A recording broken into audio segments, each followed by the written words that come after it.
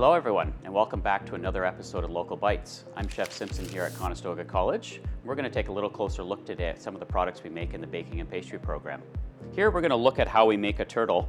We're going to have a chocolate base, we're going to add some pecans, and then some caramel, and then enrobe the whole thing in chocolate. So our first components is what we need to do is make our bases. And the bases are made from making a chocolate disc. And then while that chocolate disc is still fluid, we're going to add our roasted pecans on top, and then we'll allow that to fully crystallize. And once that has fully crystallized, then we're going to take some of our soft caramel, we're going to roll that into a log, cut ourselves some little medallions, and those medallions are going to be placed on top of our pecans.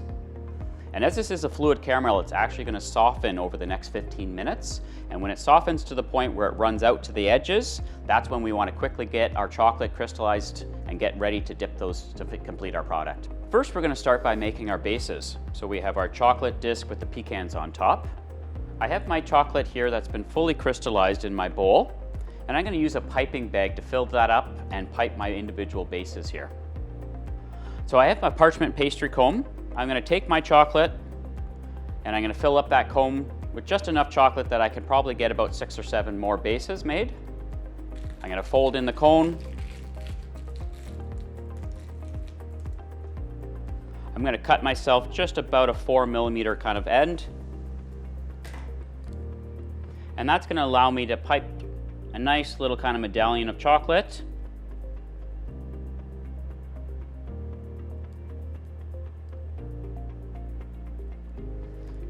And before that chocolate has a chance to set up, I'm going to find a tool that has a nice flat bottom to it, and I'm going to expand that medallion to the size we see in the other ones.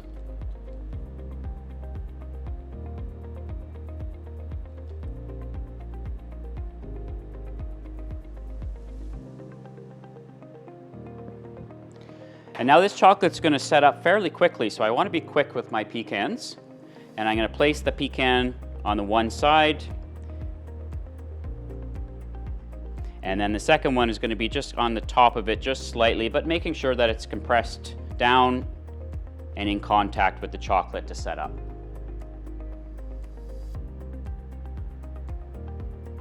Now this chocolate bases that we just made, they're going to take about 5 minutes to fully crystallize. You can see here it's quite fluid still, but within about 5 minutes now the chocolate becomes firm. It's got a nice gloss, nice shine, and I'm able to move it around for the final steps of dipping.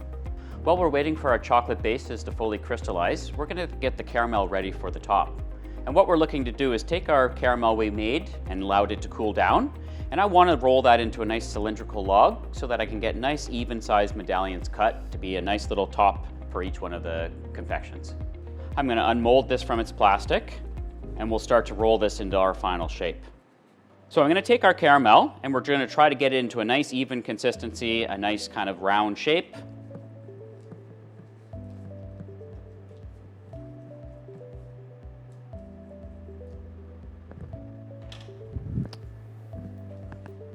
Once it's nice and even, we're going to cut little medallions.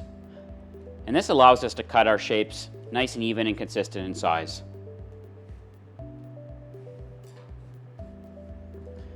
And once they're cut, we're going to just gently shape them to give a little bit kind of a dome surface, making sure that the bottom stays nice and flat.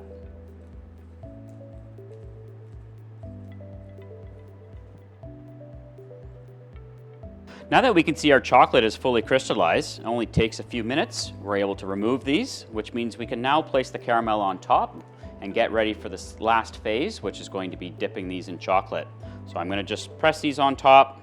I'm going to put a little bit of pressure down just to make sure they're nice and flat, nice and smooth, and we get good adhesion between the caramel and the pecan layer. And while we're doing this, we can shape them a little bit as well to make sure that we have nice and even, it's spreading evenly in each direction, as well as nice and flat on the top.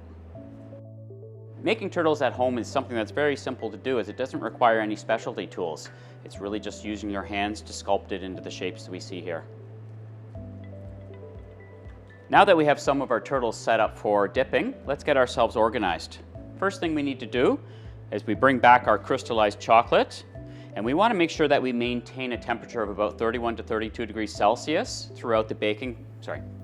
And what we want to do is make sure that we maintain a temperature of 31 to 32 degrees Celsius throughout the dipping process.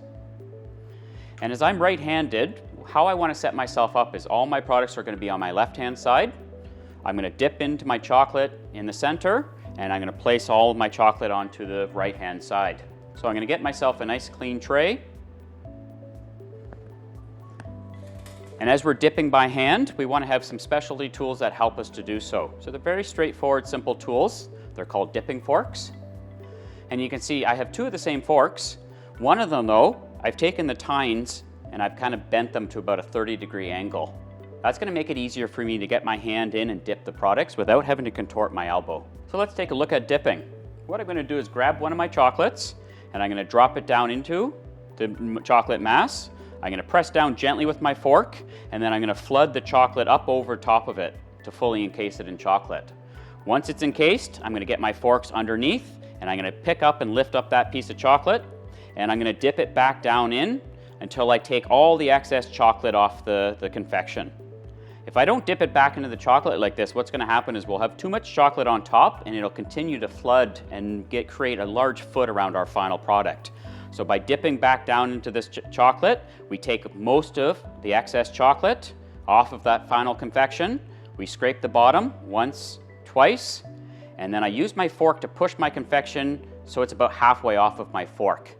And this allows me to get over to the next side. I can drop it down, press forward, take out my fork tines, and get a nice clean visual, no excess chocolate to drip down around the excess on the sides.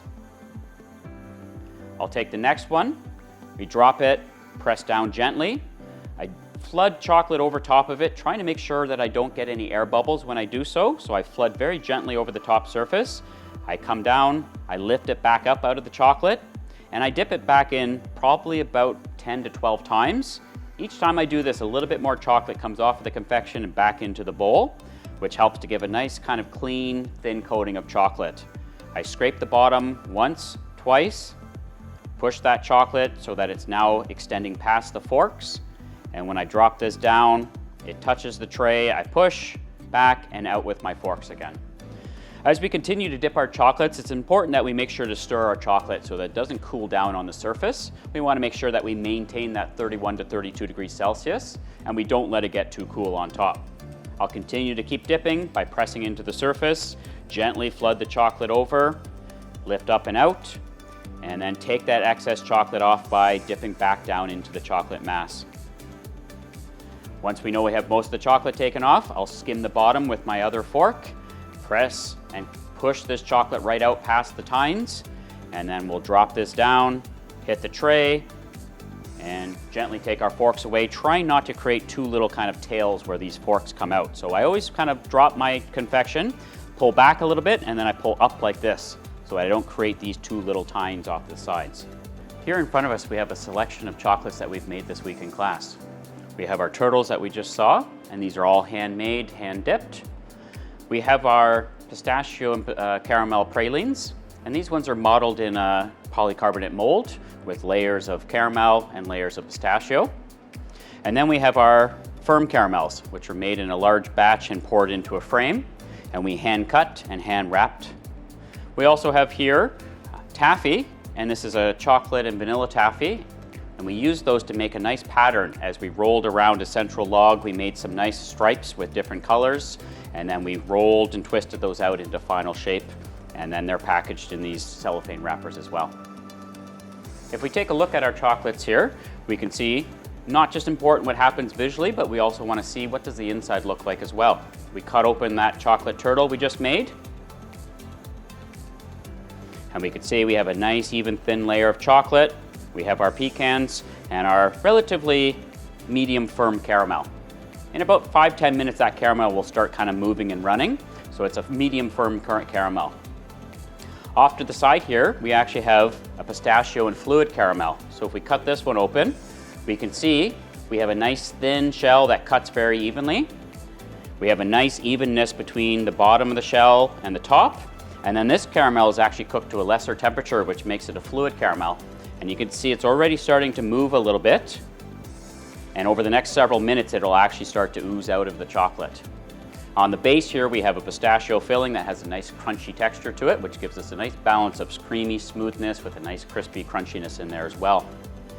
And then on to the side here, we have our caramels that we have wrapped. And this caramel here is cooked to a higher temperature than either of these two, and this gives us a much firmer consistency. So this one here, you see it holds its shape as is, but still has a nice flexibility and stretch to it. We can stretch that nice and even. It gives us a nice variance on one different product, caramel seen in 3 different ways here. Well, thank you for joining me today on Local Bites. I hope you learned a little bit more about the complexities that go into making confections, the accuracy, the times, the temperatures. I hope to see you again on another episode.